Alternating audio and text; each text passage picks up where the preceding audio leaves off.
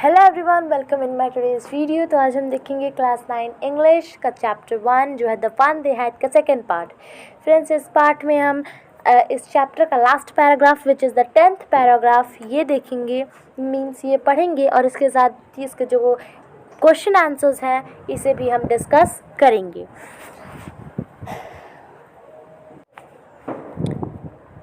चलिए friends start करते हैं। Margie did so with a shy. Friends, shy का मतलब होता है उसने बहुत गहरी सांस लेके फिर वो कहती है कि मेरे दादाजी कहते थे कि जो उनके भी दादाजी थे जब वो छोटे थे तो वो लोग क्या करते थे कि एक साथ स्कूल जाया करते थे, एक साथ मतलब हंसी खुश मतलब अपने फीलिंग्स को एक साथ पढ़ते थे, एक साथ हंसते थे, शाउट करते थे। स्कूल यार्ड होता है जो एरिया स्कूल के साथ कनेक्टेड होता है और वो स्कूल के आसपास में होता है वो स्कूल एरिया। एक साथ वो बैठते थे क्लासरूम्स में, एक साथ इवन वो लोग एक साथ घर जाते थे जब स्कूल ख़त्म हो जाता था तो वो सेम तरह की चीज़ें पढ़ते थे। जैसे ये नहीं होता था कि मान लीजिए क्लास में दो बच्चे हैं ए एंड बी, अगर ए को कुछ पढ़ाया जाए तो बी को कुछ, ऐसा नहीं होगा। अगर वो एक ही क्लास में हैं तो उन दोनों के लिए एक ही तरह का माइंडसेट होगा। So they could help one another with the homeworks and talk about it. तो जब उन्हें एक टाइप का पढ़ाया जाता था तो उन्हें एक ही टाइप का फिर होमवर्क भी दिया जाएगा, तो इन लोगों से इससे उन लोगों की हेल्प होती थी होमवर्क में और इसके बारे में डिस्कस करने में। And the teachers were peoples, और जो टीचर्स थे वो सारे के सारे ह्यूमन टीचर्स थे, इंसान थे। The mechanical teacher was flashing on the screen when we had the fraction 1/2 and 1/4. उस टाइम जो मैकेनिकल जब सोच रही थी मार्गी इस सब के बारे में तो उस टाइम मैकेनिकल जो टीचर था वो मान लीजिए कि ये स्क्रीन है एक बड़ा सा, उस टाइम में वो स्क्रीन पे दिखा रहा था कि 1/2 प्लस 1/4, ठीक है, बता रहा था मीन्स फ्रैक्शन, क्योंकि उनका आज का टॉपिक ही था improper fraction, means proper fraction ही आज उनका टॉपिक था। Margie was thinking about how the kids must have learned it in the old days. She was thinking about the fun they had. तो देखिए फ्रेंड्स, तो मार्गी पढ़ते पढ़ते ही सोचने लगते हैं कि उस टाइम बच्चे कितना एंजॉय करते होंगे, और इसी को सोच के वो चैप्टर का नाम लेती है और बोलती है कि she was thinking about the fun they had. वो सोचती है कि क्या उन लोगों ने भी मज़ा किया होगा। देखिए फ्रेंड्स, इस चैप्टर के जो पोएट नहीं बोलेंगे हम, राइटर बोलेंगे। इस चैप्टर के जो राइटर हैं वो है इज़ैक एसिमो। ओके फ्रेंड्स, अब देखते हैं इसके एनसीईआरटी के क्वेश्चंस।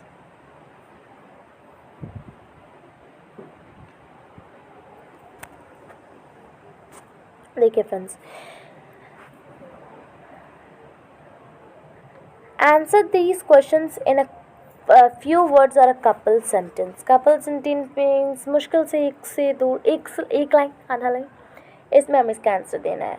हाउ ओल्ड आर मार्गी एंड टॉमी। तो फ्रेंड्स, मार्गी एंड टॉमी कितने साल के थे?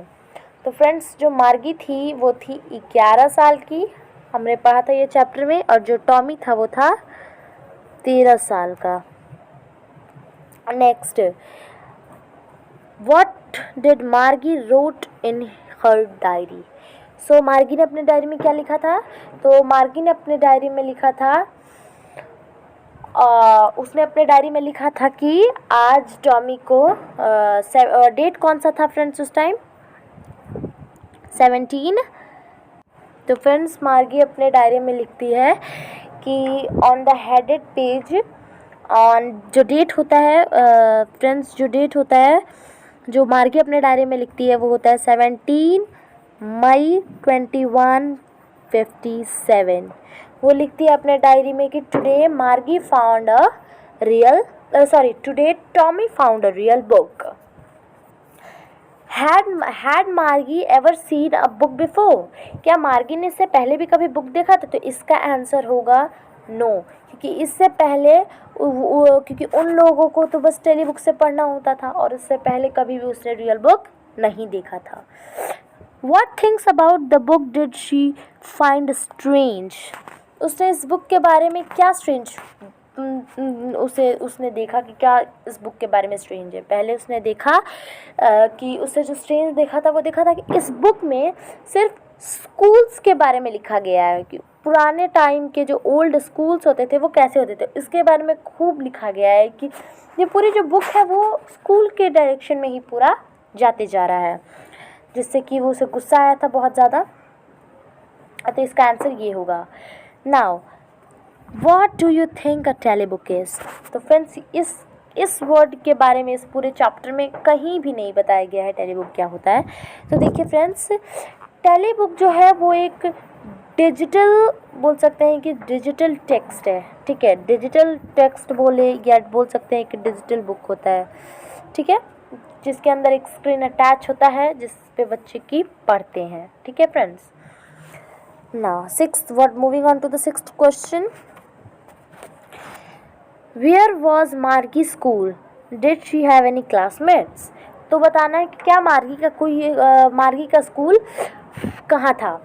तो फ्रेंड्स, मार्गी का जो स्कूल था वो उसके घर में ही था, just next to her bedroom. ठीक है, हर स्कूल वॉज देयर. ठीक है, उसके घर में ही उसी के बेड के बगल में उसका स्कूल रूम था और उसके पास कोई भी स्कूलमेट्स नहीं थे या क्लासमेट्स उसके नहीं थे. Okay friends, moving on the last question of the first one. What subject did Tommy and Margie learn? Basically, Margie learns 2 chapters which were the arithmetics. Arithmetic was the first chapter and first subject, and the second was the geography. Geography was the second subject, and Tommy learned history and arithmetics too. Means मतलब basically वो दोनों arithmetic, history, geography ही पढ़ते थे. Now friends, ये रहा second part. Answer the following the reference to the story. अब देखिए friends, ये हमें कुछ लाइन से कुछ एक्सट्रैक्ट्स दिए हुए हैं. 2 एक्सट्रैक्ट्स हमें दिए हुए हैं और इसी के बेस पे हमसे 3 क्वेश्चंस किए गए हैं. हमें इसके आंसर्स देने हैं. पहला एक्सट्रैक्ट क्या दिया हुआ है? I wouldn't throw it away. ठीक है फ्रेंड्स, तो हु सेज दिस वर्ड, इसका फर्स्ट क्वेश्चन है हु सेज दिस वर्ड.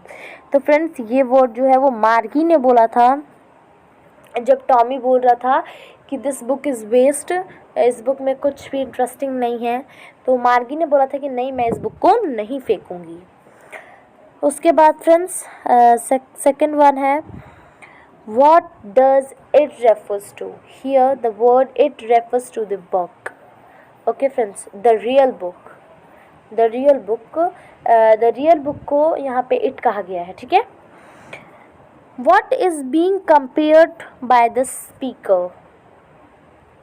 बताया यहाँ पे कि मतलब कि यहाँ पे कौन सी चीज़ को कंपेयर किया जा रहा है स्पीकर से, मतलब स्पीकर के द्वारा कौन सी चीज़ यहाँ पे कंपेयर की जा रही है.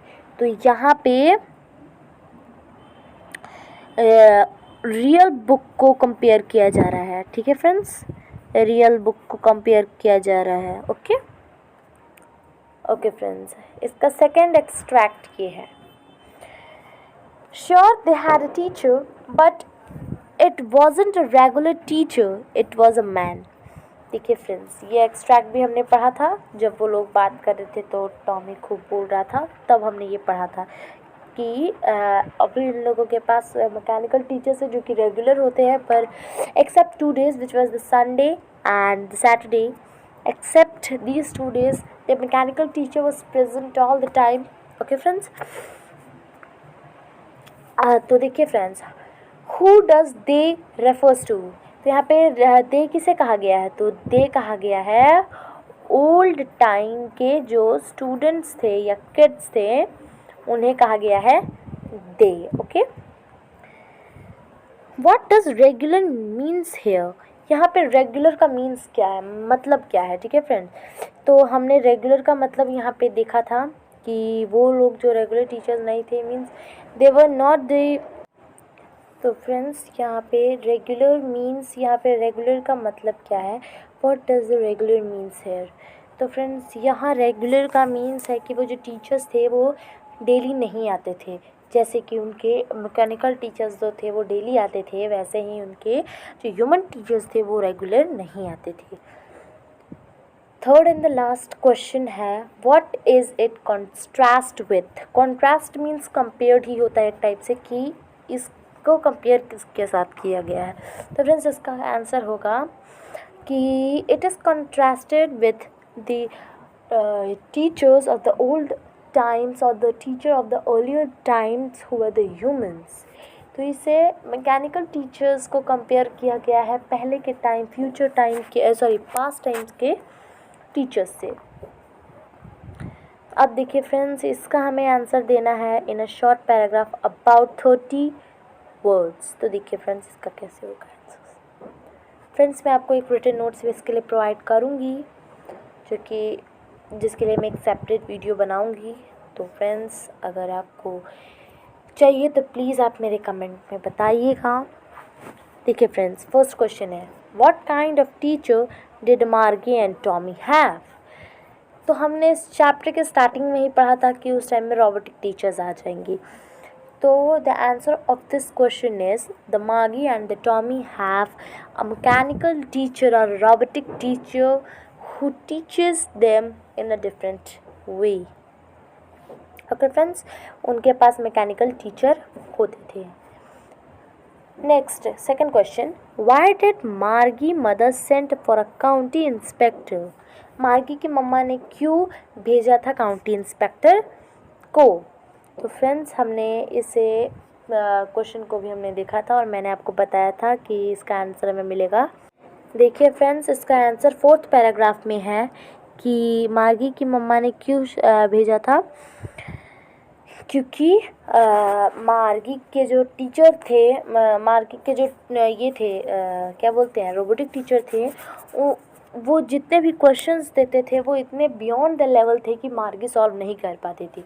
सो टू अपग्रेड दैट लेवल और to reduce that level to the mindset according to the Margie, she called the county inspector। okay friend next question है, what did he do। तो फ्रेंड्स यहाँ पे जो ही वर्ड है वो कहा गया है काउंटी इंस्पेक्टर को, कि काउंटी इंस्पेक्टर ने क्या किया। तो फ्रेंड्स काउंटी इसका भी आंसर फोर्थ पैराग्राफ में ही है, फोर्थ पैराग्राफ में फर्स्ट टू 4 लाइन्स में है कि काउंटी इंस्पेक्टर ने क्या किया कि जो वो थे क्या बोलते हैं मैकेनिकल टीचर था, उसका लेवल जो था वो एवरेज 10 ईयर ओल्ड के बच्चों के हिसाब से उसका टीचिंग लेवल रिड्यूस कर दिया, जिससे कि मार्गी के लिए आसान रहे। Next question friends, why was Margie doing badly in geography? What was the county inspector do to help her? देखिए फ्रेंड्स ये क्वेश्चन बहुत इंपॉर्टेंट है, इसके अंदर 2 क्वेश्चन पूछ लिया है एक साथ। तो देखिए फ्रेंड्स इसका आंसर हम कैसे देंगे। पहले इतने का आंसर होगा, why was Margie doing bad in geography। मार्गी क्यों बैड उसका परफॉर्मेंस था ज्योग्राफी में। उसका बैड परफॉर्मेंस ज्योग्राफी में इसलिए था क्योंकि जो मैकेनिकल टीचर थे, पहले तो जो समझाते थे वो सब उसे समझ नहीं आता था, सारे उसके थिंकिंग लेवल के बियॉन्ड था। दूसरा कि वो जो थे वो कंटिन्यूसली टेस्ट टेस्ट लेते थे, जिससे कि उसे टाइम बिल्कुल नहीं मिलता था कि वो अच्छे से रिवाइज वगैरह कर सके। या सेकंड क्वेश्चन का क्या था, what did the county inspector do to help her. तो इस तीनों का जो आंसर है, इसका और इसका सेकंड वाले इतने बाद का आंसर जो है वो रिलेटेड है अबाउट द काउंटी इंस्पेक्टर। ठीक है फ्रेंड्स, तो जो आंसर थर्ड का होगा वही आंसर फोर्थ के सेकंड पार्ट का होगा। Now fifth question, what had once happened to the Margie Tommy teacher. एक हमने चैप्टर में ये पढ़ा था कि एक बार क्या हुआ था कि टॉमी के जो टीचर जो मैकेनिकल टीचर थे, उनका जो हिस्ट्री सेक्टर था वो पूरा डिलीट हो गया था, ब्लैंक्ड आउट था, जिसके लिए कि उनके टीचर को अबाउट फॉर 1 मंथ लेके गए थे ठीक करने के लिए, ठीक है। Next the 6th question, did मागी have regular days and hours for the school? If so, why? Yes, Margie have regular days and regular hours for the school because her mother thinks that if a girl learn daily on the same hour, then she will learn more better than the previous one. Moving on the seventh question, how does Tommy describes the old kind of school? अब friends यहाँ पे हमें बताना है कि Tommy ने किस type से जो ओल्ड काइंड के स्कूल से उसे डिस्क्राइब किया था। पहला तो उसने कहा था कि यहाँ पे ह्यूमन टीचर्स होते हैं, ठीक है फ्रेंड्स, पहला ह्यूमन टीचर्स होते हैं। दूसरा उसने बोला था कि यहाँ पे सेपरेट बिल्डिंग्स होते हैं, सेपरेट बिल्डिंग्स।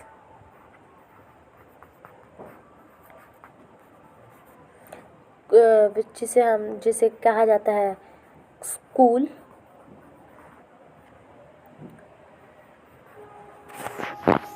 जिसे स्कूल कहा जाता है, ये था।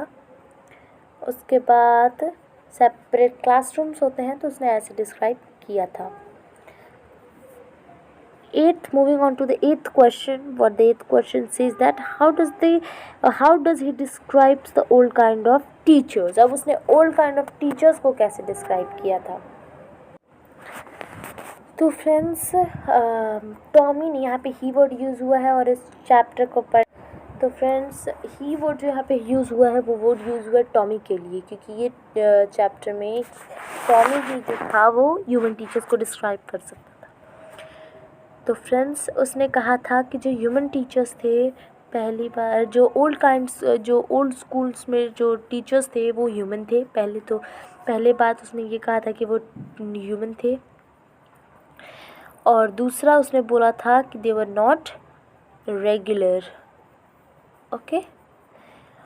और मैक्सिमम में 3 पॉइंट्स देने होंगे। और जो उसने तीसरा बोला था वो बोला था कि they do not know as much as the mechanical teachers no.